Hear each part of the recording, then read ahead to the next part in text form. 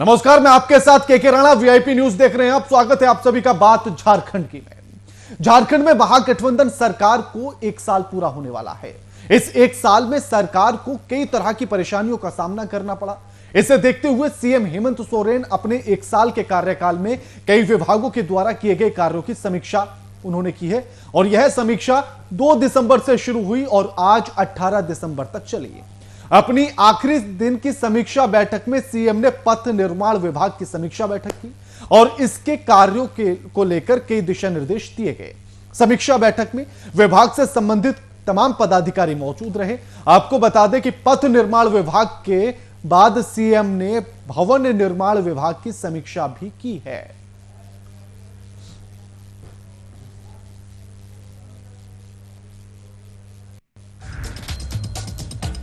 CM Hemant Soren इन योजनाओं की कर सकते हैं शुरुआत। मुख्य बिंदु समझिए ग्राफिक्स के मध्य से कि आखिर 1 साल में क्या कुछ सौगातें दी जा सकती हैं। सर्विस डिलीवरी अभियान,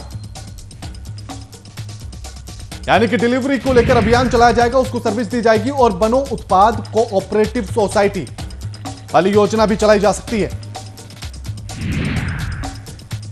पशुधन योजना, पशुओं से जुड़ी हुई यह योजना होगी जिसमें किसानों को लाभ मिलेगा। खेल नीति की घोषणा, ये वो तमाम योजनाएं आपको दिखा रहे हैं जिनकी शुरुआत इस 1 साल यानी कि इस वर्षगांठ पर दी जा सकती है। और नई पर्यटन नीति, ताकि पर्यटकों को लुभाया जा सके और पर्यटन स्थलों को बेहतर किया जा सके। खिलाड़ियों की सीधी नियुक्ति, तमाम प्रतिभाएं झारखंड के भीतर से निकलकर आती हैं, उनको सीधी नियुक्ति दी जाएगी। विदेश में शिक्षा पाने के लिए जयपाल सिंह मुंडा छात्रवृत्ति योजना, यानी कि जो बाहर पढ़ना चाहते हैं उनको सरकार छात्रवृत्ति भी देगी और झारखंड यूनिवर्सल पेंशन, ये वो तमाम योजनाएं जिनकी शुरुआत सरकार कर सकती है। बनपट्टा,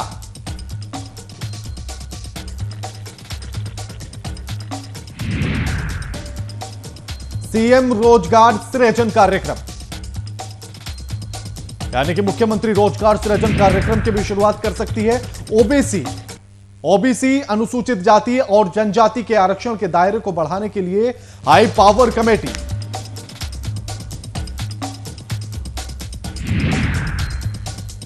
कुपोषण का दाग धोने के लिए राज्य सरकार में चलेगा अभियान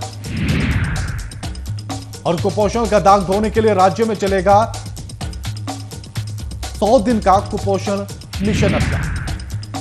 स्थानीय समिति का जल्द गठन किया जाएगा।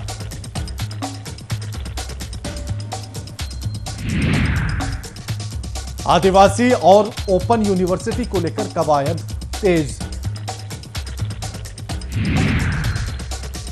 इको टूरिज्म सर्किट की तैयारी,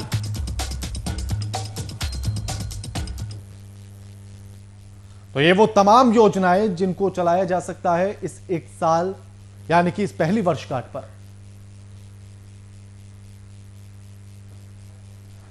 और सीएम ने आज भी पथ निर्माण विभाग की समीक्षा बैठक की है। सीएम सोरेन का समीक्षा अभियान आज तक रहा, यानी कि 2 दिसंबर से लेकर 18 दिसंबर तक सभी विभागों की समीक्षा बैठक की गई।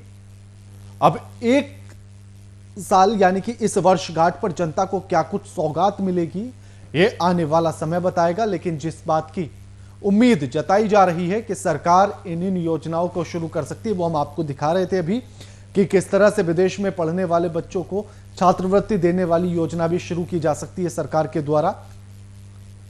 पर्यटकों को लुभाने के लिए, खिलाड़ियों को प्रोत्साहित करने के लिए उन तमाम योजनाओं की शुरुआत की जा सकती है।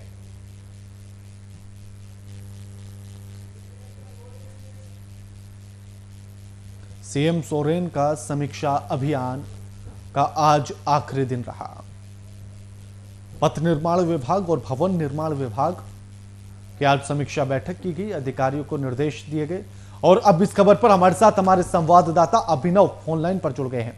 अभिनव, सरकार ने मंथन किया है, समीक्षा की है, उस मंथन के बाद क्या कुछ निकलकर सामने आया? अभिनव।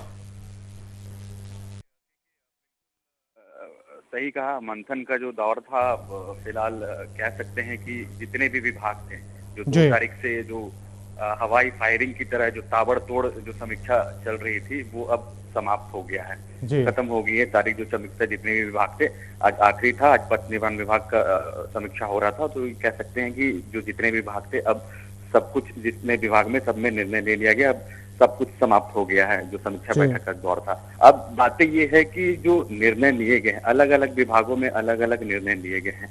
अब टाइम ये आ गया है कि किस तरीके से जो निर्णय लिया गया है उस पर किस तरीके से काम होगा, ये अब इम्पोर्टेंट है। क्योंकि 29 तारीख को कंप्लीट हो रहा है 1 साल हेमंत सोरेन कार्यकाल का, तो अब रिपोर्ट कार्ड जनता के सामने पेश करना, साथ ही साथ सभी की आंखें उस पर रहेगी, चाहे विपक्ष की बात कर ले, जनता की बात कर ले, जैसा मैं कह रहा हूँ। तो अब सबकी आंखें, अब जो रिपोर्ट कार्ड पेश होगी कि क्या कुछ इन 1 सालों में हुआ है, अब रिपोर्ट कार्ड हेमंत सोरेन सरकार पेश करी तो उसमें सब कुछ नजर देखने को मिलेगा। अब इम्पोर्टेंट ये है कि जो निर्णय लिए गए हैं सारे विभागों में, जितने विभाग हैं बात कर ले, सभी में कुछ न कुछ इंपॉर्टेंट निर्णय लिए गए हैं। उस निर्णय में किस तरीके से काम होता है, कैसे अंगुली जामा पहनाया जाता है, और जो वादे और दावे किए जा रहे हैं। और अभिनव, यही एक अहम पॉइंट है, यही अहम बिंदु है कि आखिर किस तरह से अमली जामा पहनाया जाता है, धरातल पर कितना उतरता हुआ नजर आता है, जनता को कितना लाभ मिल पाएगा।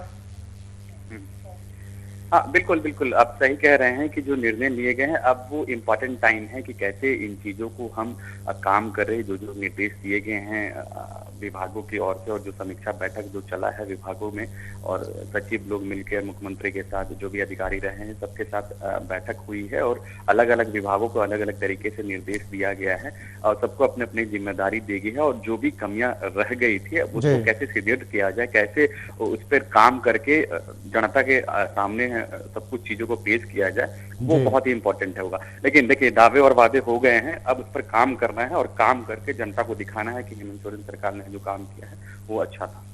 जी बिल्कुल, शुक्रिया अभिनव आपका हमारे साथ ये तमाम बातचीत करने के लिए।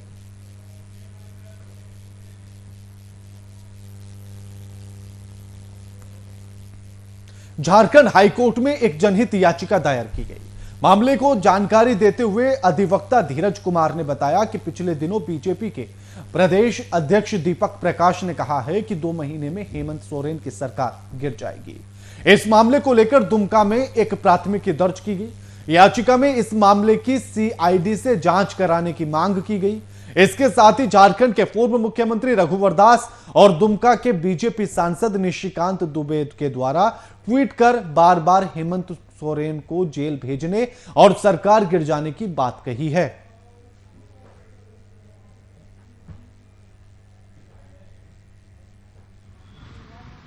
झारखंड उच्च न्यायालय में आज जहां आरा नामक एक महिला के द्वारा जनहित याचिका दायर कर भाजपा के कुछ नेताओं को पार्टी बनाया गया है, जिसमें रघुवर दास, निशिकांत दुबे एवं अन्य के खिलाफ उन्होंने की जनहित याचिका दायर की है, और अपने प्रार्थना में कहा है कि मुख्यमंत्री के ऊपर जो 2013 के मामले, जो मुंबई के मामले पर जो इल्जाम लगाए जा रहे हैं, जो उन पर उंगली उठाई जा रही है, वो सरकार को अस्थिर करने के लिए है।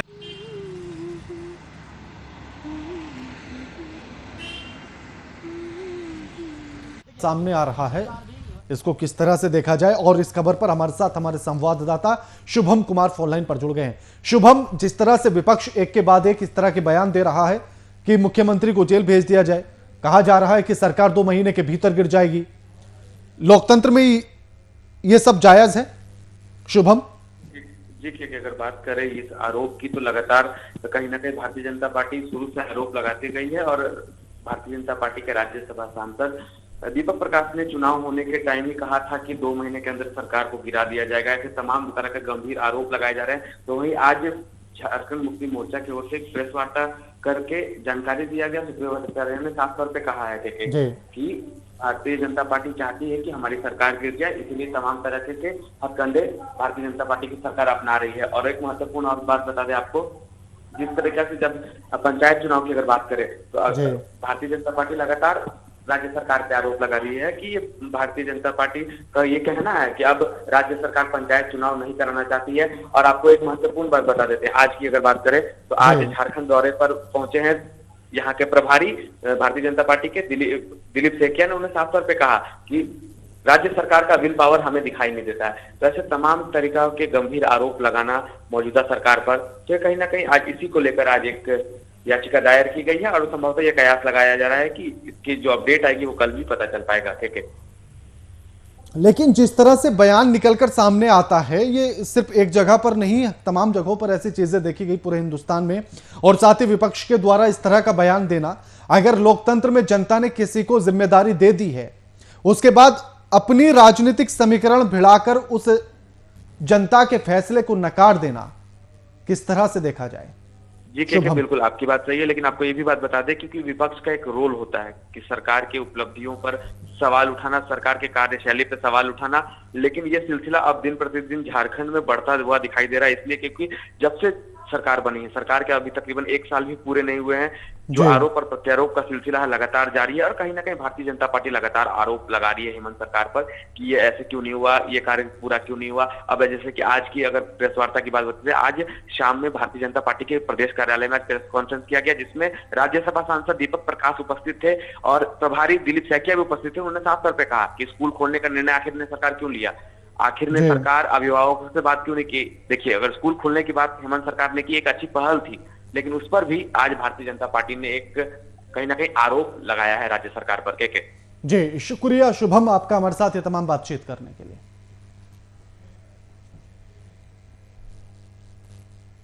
झारखंड के प्रदेश प्रभारी दिलीप सैकिया अपने 3 दिवसीय दौरे पर झारखंड पहुंचे।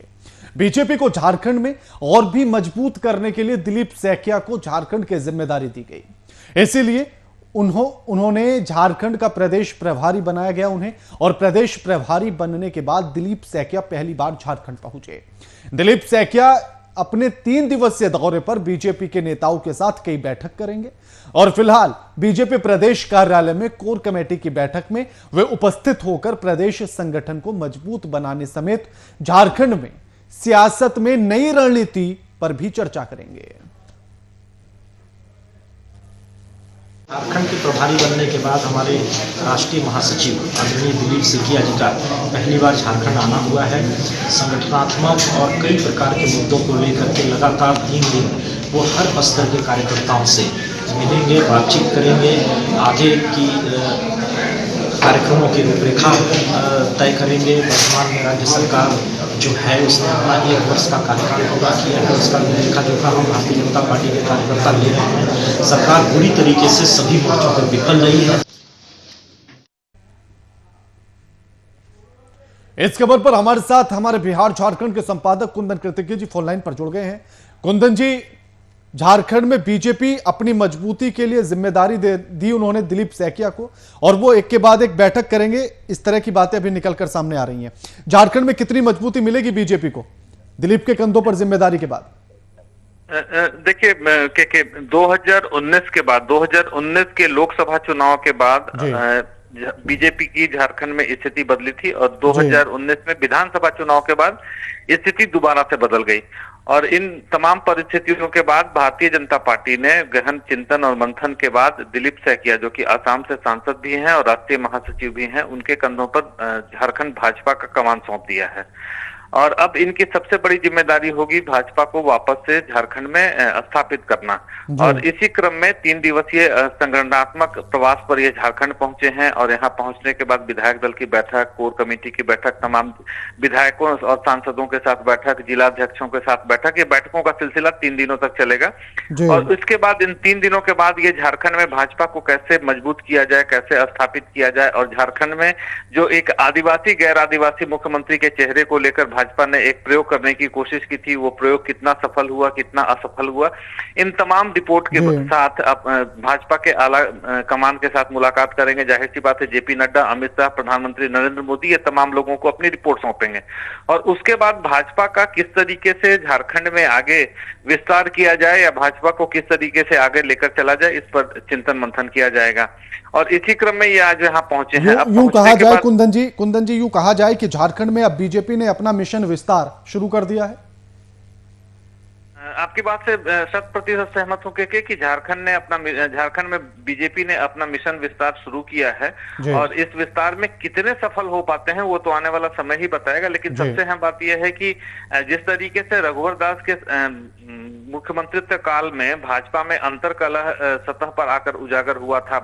एक स्थिति ऐसी बन पड़ी थी कि भाजपा को आजसू के साथ से अलग खड़ा होकर विधानसभा चुनाव लड़ना पड़ा था, जिससे भाजपा को नुकसान भी हुआ है और इसे भाजपा ने खुले तौर पर स्वीकार भी किया है कि आजसू से दूरी का उन्हें नुकसान हुआ है। इन तमाम स्थितियों को दूर करते हुए भाजपा को फिर से स्थापित करना और सबसे अहम बात बता दें कि संथाल में जो भाजपा ने जहां पर जेएमएम के वोट बैंक में जेएमएम के गढ़ में सेंध लगाने की कोशिश की थी, उस प्रयास में दोबारा से भाजपा जुटेगी। और क्योंकि अगर झारखंड में सत्ता में वापस कब्जा करना है तो छोटा नागपुर का इलाका, कोल्हान का इलाका और संथाल का इलाका, ये तमाम इलाके हैं जो काफी महत्व रखते हैं। और इसको देखते हुए दिलीप सैकिया का यह जो प्रवास है 3 दिवसीय, ये काफी महत्वपूर्ण समझा जा रहा है। के जी बिल्कुल, शुक्रिया कुंदन जी आपका हमारे साथ ये तमाम बातचीत करने के लिए।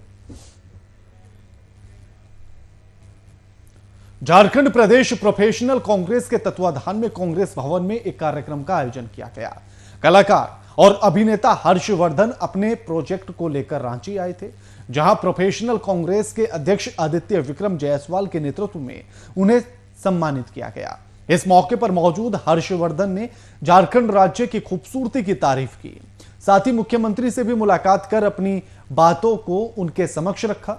वहीं आदित्य विक्रम जायसवाल ने कहा कि झारखंड में असीम संभावनाएं हैं, यहां काम करने पर आर्ट कल्चर को बढ़ावा मिलेगा। देखिए, झारखंड का इतिहास बहुत ही गौरवपूर्ण रहा है और युगों युग से बहुत ही मजबूत इतिहास रहा है।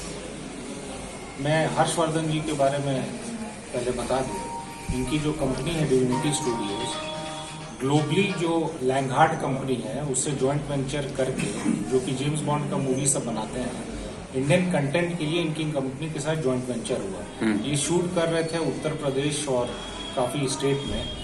तो इनसे हम लोगों ने निवेदन किया कि झारखंड आइए, आप झारखंड को एक्सप्लोर करिए, क्योंकि झारखंड अभी अनएक्सप्लोर्ड है। हमारे दोस्त हैं, बड़े भाई हैं, इनके आमंत्रण पे और इनके आदेश पे मैं यहाँ आया हूँ और ये इनका प्यार और इनका आशीर्वाद है, इनका बड़प्पन है कि इन्होंने मुझे यहाँ पे बुलाया और इतना सम्मान दिया और इतनी इज्जत अफजाई की मेरा झारखंड आने का ये उद्देश्य था कि मैं यहाँ के कल्चर को, यहाँ की मिट्टी को, यहाँ की ज़मीन को समझूं और पहले ही दिन मुझे एक अपनत्व यहाँ पे महसूस हुआ है और मुझे लगता है कि इस मिट्टी से मैं सदियों से जुड़ा हूँ।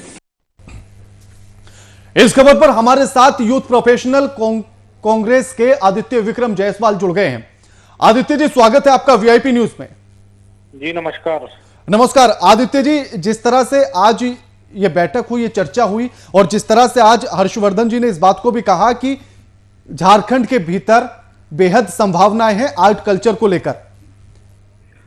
देखिए, झारखंड का एक गौरवपूर्ण इतिहास शुरू से रहा है जी।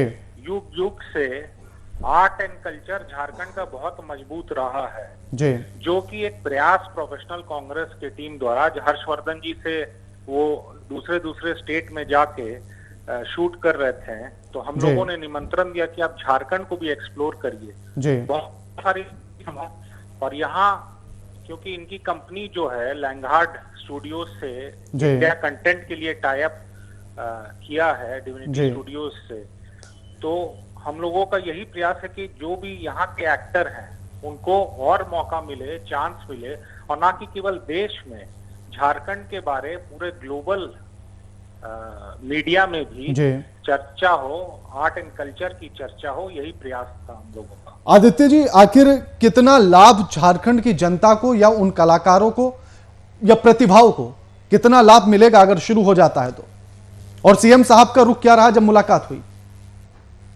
माननीय रामेश्वर उरांव जी से भी मुलाकात हुई और माननीय मुख्यमंत्री जी से भी। मुख्यमंत्री जी ने कहा है कि सरकार आपके द्वार हमेशा से रहा है और यहाँ के जो भी आर्ट एंड कल्चर को प्रमोट करने के लिए झारखंड सरकार हमेशा तत्पर है। और अगर ये संभव हो जाता है, हर्षवर्धन जी की टीम पूरी यहाँ अगर शूटिंग चालू करती है तो यहाँ के युवाओं को, यहाँ के प्रतिभाओं को बहुत मौका मिलेगा और पूरे विश्व में झारखंड का नाम अच्छा से आगे बढ़ेगा। जी बिल्कुल बिल्कुल, शुक्रिया आदित्य जी आपका वीआईपी न्यूज से बातचीत करने के लिए।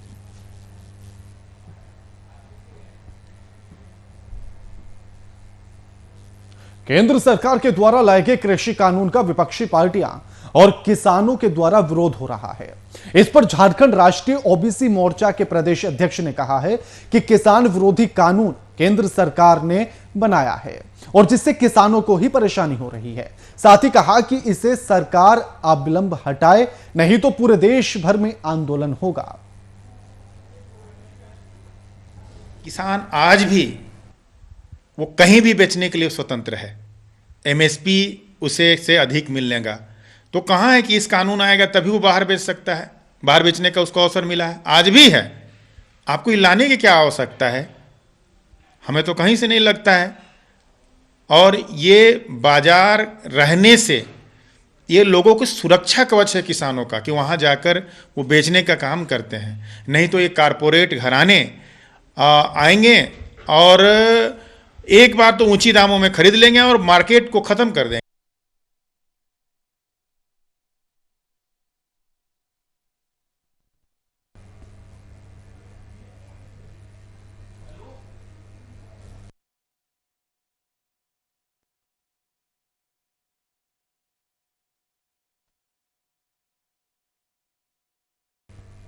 राजधानी रांची में जनता दल यूनाइटेड ने प्रेस वार्ता का आयोजन किया गया। प्रदेश अध्यक्ष शालखन मुर्मू की मौजूदगी में बैठक आयोजित की गई।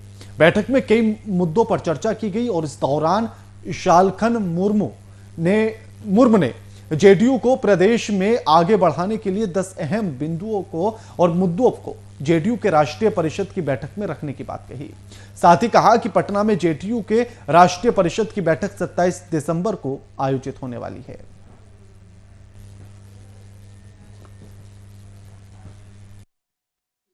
धर्म कोड जो झारखंड और बृहद झारखंड के आदिवासी मूल वासियों का एक जनभावना का मुद्दा है।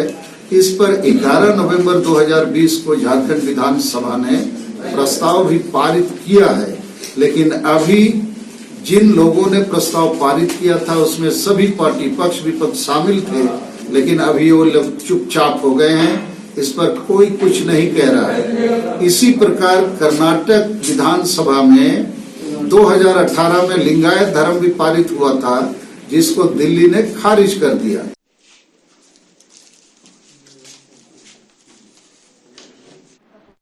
तरह से विस्तार किया जाए, इसको लेकर भी चर्चा की गई है।